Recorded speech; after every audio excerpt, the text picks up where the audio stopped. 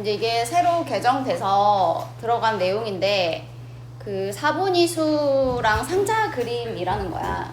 사분위수라는 건 뭐냐면 우리가 어떤 자료가 있을 때 자료를 4개로 나누는 거야. 몇 개로 나눈다고요? 4개로 나누는 건데 어떻게 나누냐면 별량을 작은 값부터 차례대로 나열을 해 먼저. 적어볼까요? 별량을 작은 값부터 크기 순대로 크기 순으로 나열했을 때 크기 순대로 나열했을 때 자료 전체를 4등분 한다고요. 똑같이 4개로 나누는 4등분하는 위치에 있는 값을 사분위수라고 합니다. 똑같이 4개로 나누는 위치에 있는 값을 사분위수라고 한다.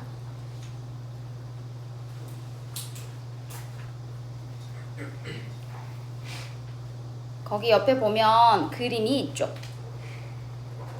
자, 여기 그림을 봅시다. 그림을 보니까 지금 여기 동그라미가 별량이라고 생각하면 돼. 별량. 지금 별량이 몇 개 있냐면 11개가 있죠.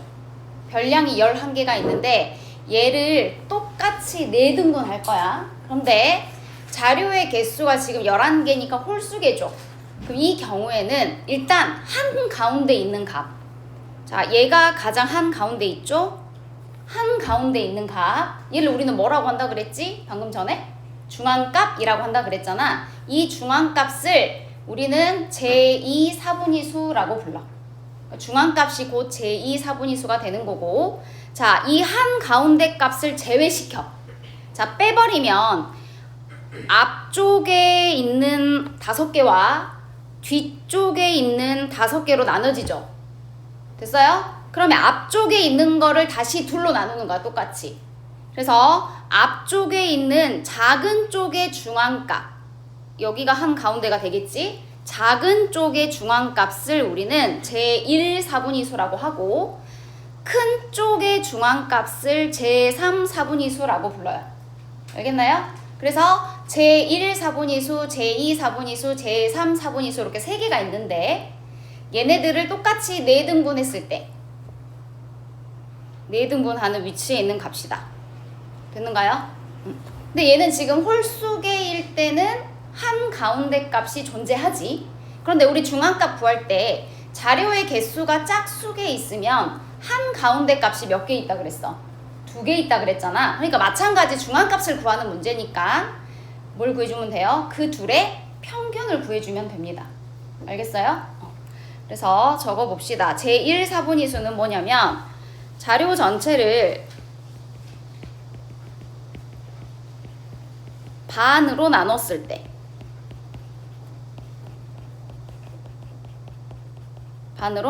때 작은 쪽에 중앙값을 제1사분위수라고 해요. 작은 쪽의 중앙값. 제2사분위수는 중앙값이라고 했죠. 중앙값이 곧 제2사분위수고 정확히 반으로 나누는 값이다. 반으로 나누는 값. 정리할게요. 자료 전체를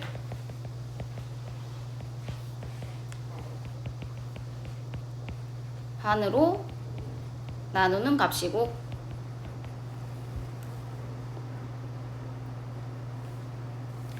다음 제3사분위수는 자료 전체를 반으로 나누었을 때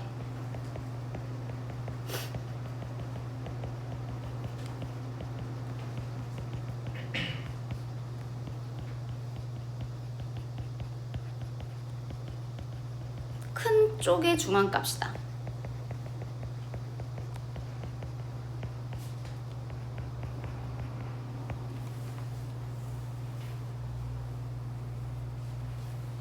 그래서 예를 들어서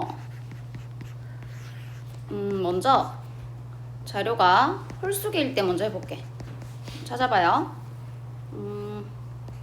1, 2, 4, 5, 7, 8, 10 이런 자료가 있어. 지금 작은 쪽부터 순서대로 나열돼 있지? 그럼 여기서 중앙값이 누구야? 중앙값은 한가운데 있는 값이니까 누구겠어요?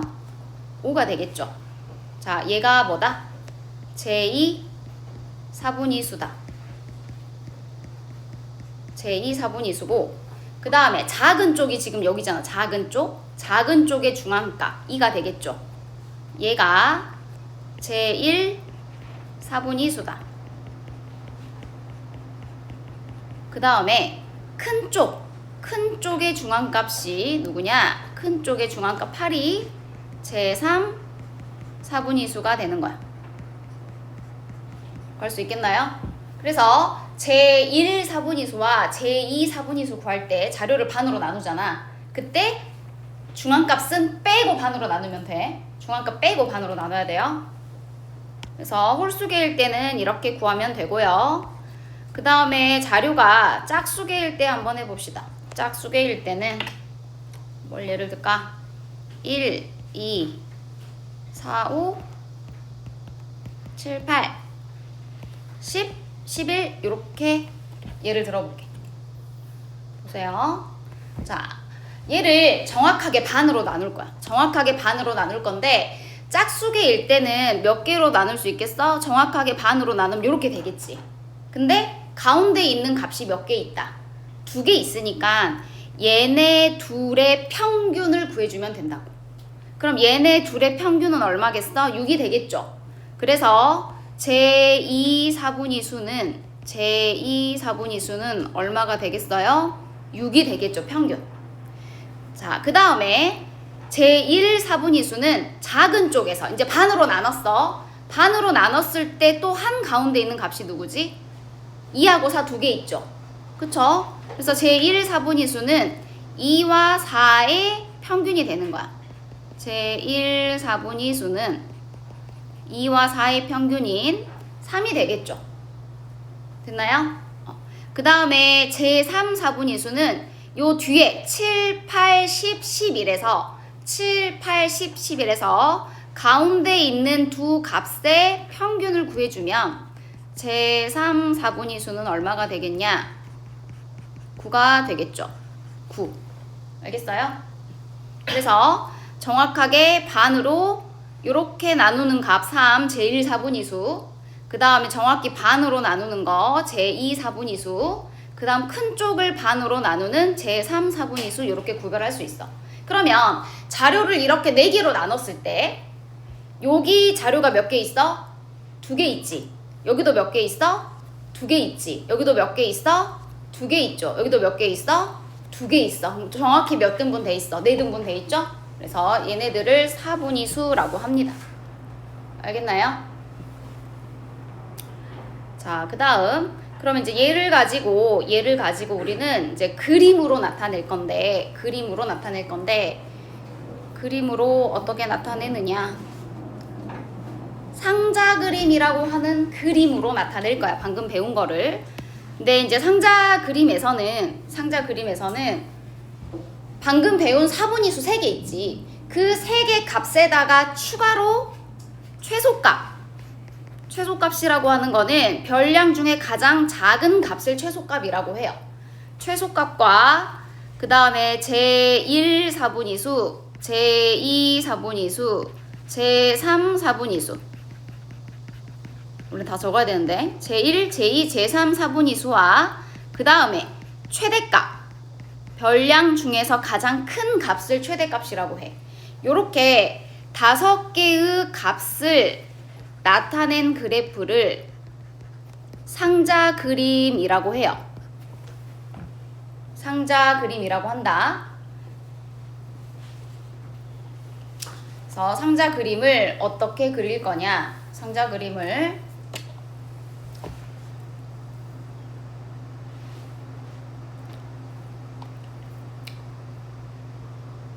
그 밑에 그림 봐봐요. 그림. 자, 그 밑에 그림을 보면 자, 자료가 이렇게 나와 있지. 순서대로 나열돼 있어요. 여기 자료에서 먼저 최소값을 찾아주는 거지. 얘가 무슨 값이다? 최소값 찾아주고, 그 다음에 최대값 찾아주면 돼요. 최대값. 자료에서 최대값을 찾아주고, 그 다음에 제1 4분위수, 제2 4분위수, 제3 4분위수를 찾아줘야 되는데, 제2 4분위수는 중앙값이라 그랬죠. 지금 이거 자료가 몇 개 있어? 11개 있잖아요. 그래서 한 가운데 있는 값은 얘가 되겠죠. 그래서 얘가 제2 4분위수. 제2 4분위수가 곧 뭐가 되는 거다? 중앙값이다. 그 다음에 작은 쪽의 중앙값. 작은 쪽의 중앙값이 10이죠? 얘는 뭐라고 한다고요? 제1 4분위수라고 한다고요. 그 다음에 큰 쪽의 중앙값 21을 제3 4분위수라고 한다.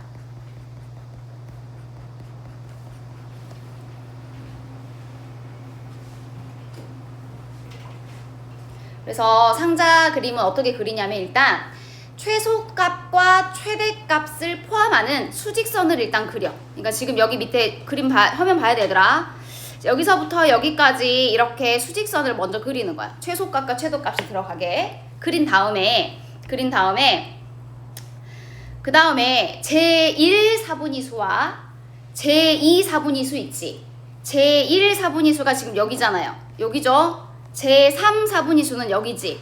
그럼 제1부터 제3 4분위수까지 해당하는 부분에 이렇게 상자 그림을 그리는 거야. 제1 4분위수부터 제3 4분위수까지 이렇게 상자 그림을 그려요. 됐나요?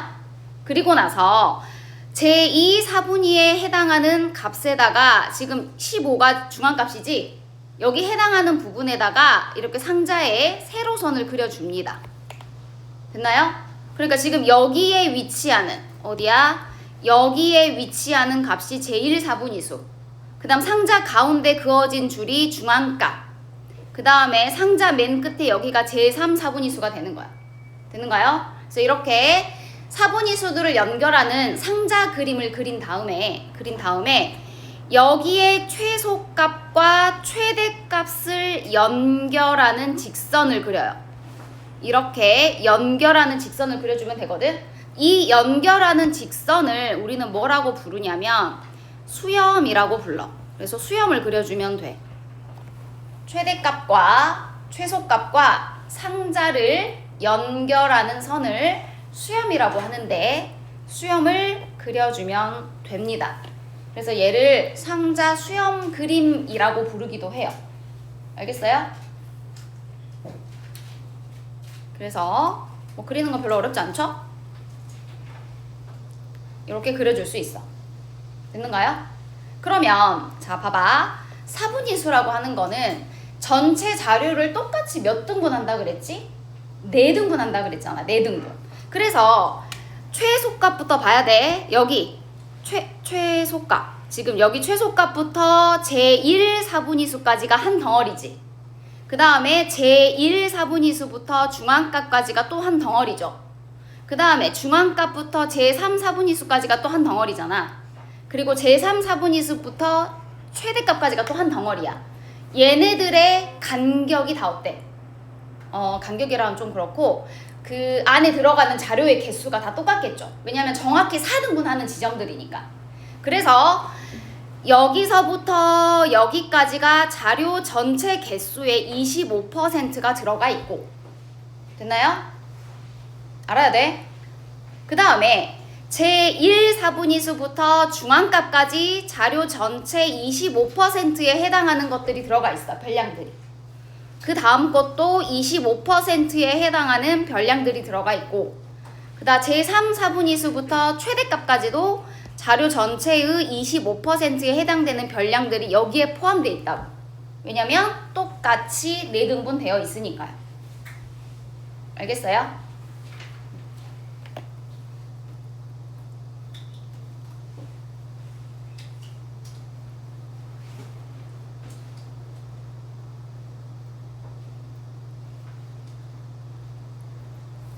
되는가요? 그러면 대체 상자 그림은 왜 배우냐? 왜 배우냐? 우리가 어떤 자료를 분석할 때 그 자료를 대표할 수 있는 값을 정하잖아. 보통 뭘로 정한다 그랬지? 평균이나 중앙값이나 최빈값으로 정하는데 가장 많이 쓰이는 게 평균이라고 했잖아. 그쵸? 평균이라고 했는데 예를 들면 뭐라 그럴까? 시험 성적이 우리 반의 시험 성적이 평균이 70점이야. 수학 성적이 70점인데 여기가 70점이야. 그럼 전체 평균이라고 하는 거는 어떻게 정해요? 우리 반 수학 성적을 다 더해서 우리 반 학생 수로 나눠주면 되잖아. 근데 그 평균의 70점이라는 거는 어떻게 나왔냐면 대부분의 학생들의 성적이 70점 주변에서 왔다 갔다 해서 70점이 나왔을 수도 있지만 맞나요? 대부분 70점 주위에서 몰려 있어서 평균이 70점이 나와 있을 수도 있지만 어떻게 70점이 나와 있을 수도 있어? 점수가 엄청 낮은 사람도 많고 엄청 높은 사람도 많아. 무슨 말인지 알겠어? 그래도 평균은 70점이 나오지. 그렇잖아. 근데 이 사람 이렇게 나온 70점과 이렇게 나온 70점이 있을 때 그 반의 수학 성적의 분포 상태가 고른지 고르지 않은지 알 수 있어요, 없어요? 70점만 가지고서는 알 수가 없지. 그잖아. 그래서 우리 지난 시간에 뭘 배운다 그랬어? 상포도를 배웠지. 자료가 대표값을 중심으로 고르게 분포되어 있냐 고르게 분포되어 있지 않냐 상포도를 배웠잖아. 그거를 수로 나타낸 게 뭐였어? 분산과 표준 편차였어. 그림으로 나타낸 게 상자 그림이라. 무슨 말인지 알겠어? 그래서 대표값을 중심으로 얘는 이제 중앙값으로 했지. 자료가 어느 정도 분포되어 있는지 넓게 흩어져 있는지 고르게 밀집되어 있는지를 보려고 이 그림을 그리는 거라고. 알겠어요? 그래서 봐봐. 여기서 이제 뭘 할 거냐면 자 여기서부터 제1 4분위수부터 제3 4분위수까지의 범위를 우리는 뭐라고 부르냐면 여기까지를 4분위수 범위라고 부르거든. 4분위수 범위라고 불러요. 제1 4분위수부터 제3 4분위수까지를 4분위수 범위라고 부른다. 그러면 4분위수 범위는 어떻게 구하는 거지? 여기 자료에서 22에서 10을 빼주면 돼요. 얼마예요? 12가 되겠지. 이 자료의 4분위수 범위는 12야. 여기 공간이 없으니까 얘들아 옆에다 적을게. 어디다 적을 거냐면 여기다가 4번 하고 적을게. 자, 4분위수 범위라는 건 어떻게 구한다? 제3 4분위수에서 제1 4분위수를 뺀 값이다.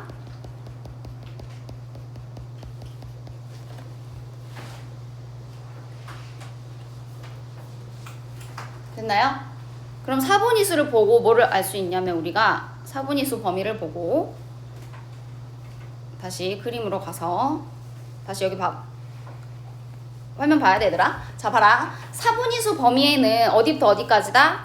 제1 4분위수부터 제2, 제3 4분위수까지 여기가 제 4분위수 범위다고 했잖아. 그치? 그럼 이 범위 안에 자료의 몇 퍼센트가 모여있어? 50%가 모여있으니까 대부분의 자료들이 여기 많이 모여있는 거잖아. 그치? 그러면 이 4분위수 범위가 넓어. 넓다는 건 무슨 뜻이야?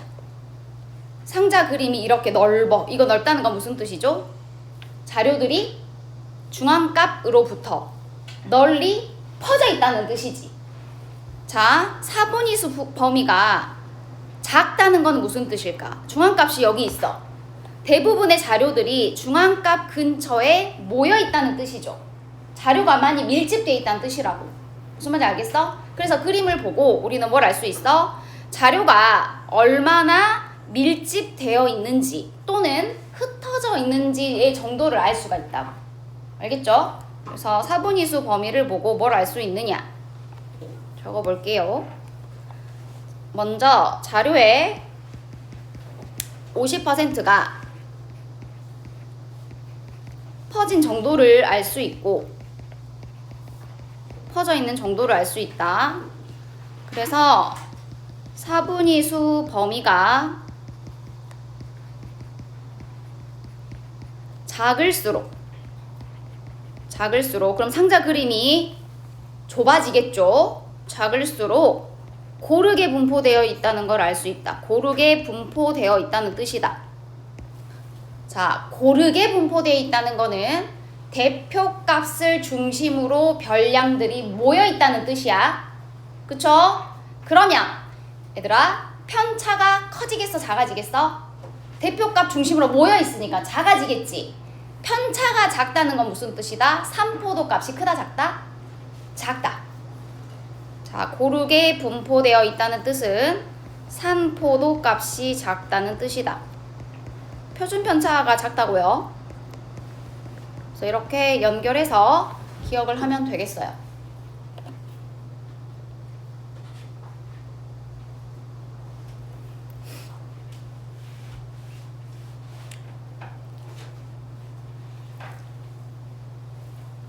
그래서 그 옆에 상자 그림의 특징, 이거를 다시 정리해 봅시다. 자, 상자 그림의 특징 1번, 중앙값을 기준으로 해서 상자 그림은 중앙값을 기준으로 별량들이 어떻게 퍼져 있는지를 알 수 있다. 어떻게 퍼져 있는지, 또 어느 구간에 자료가 모여 있는지, 밀집되어 있는지 파악할 수 있는 그림이다. 파악 가능 이를 쓸까? 파악 가능하다. 됐죠? 그래서 뭐라 그랬냐 아까?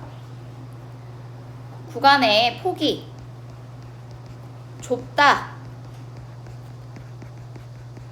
좁다는 것은 퍼져 있어, 밀집되어 있어?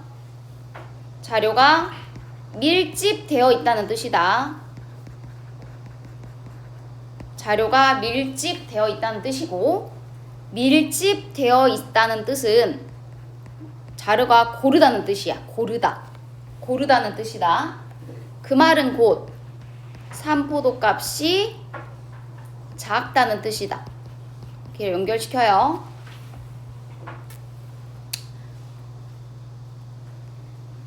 그러면 구간의 폭이 넓을수록 자료는 퍼져 있다는 뜻이겠죠? 폭이 넓을수록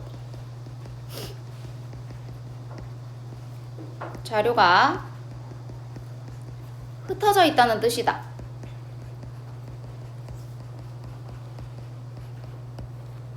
다시 말해서 산포도 값이 크다는 뜻이죠. 저번 시간에 배운 산포도랑 연결해서 생각해주면 됩니다. 그래서 이제 상자 그림을 보고 뭘 알 수 있냐면, 그 여러 자료를, 여러 집단을 비교하기가 좀 편리하다고요.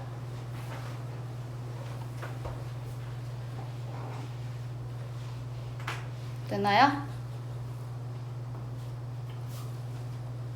근데 우리 그 위에 방법 안 썼지, 방법. 한번 적어보고 끝냅시다. 방법은 뭐 어렵지 않으니까 그냥 한번 적어봐요. 첫 번째, 아까 뭘 먼저 찾으라 그랬죠? 최소값과 그 다음에 최대값과 4분위수 3개를 먼저 그리라고 했죠. 그리고 두 번째, 뭘 그려요? 그 최소값, 최대값을 포함하는 수직선을 그리고,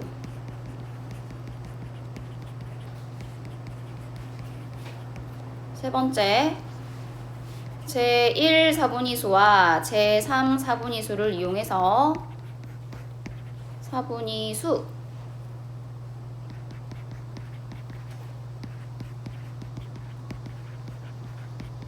상자를 먼저 그리랬죠? 상자를 그리고 다음 중앙값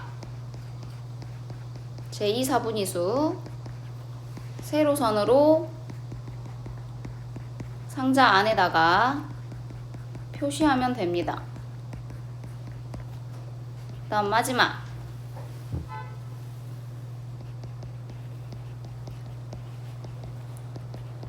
상자와 최소값, 최대값을 연결하는 선을 그린다.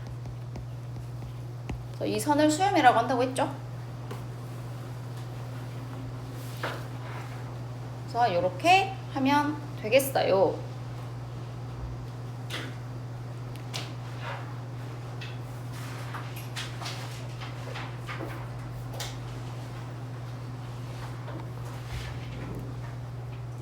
그래서 이제 얘들아 딱 쉬었다가 그 문제 좀 풀고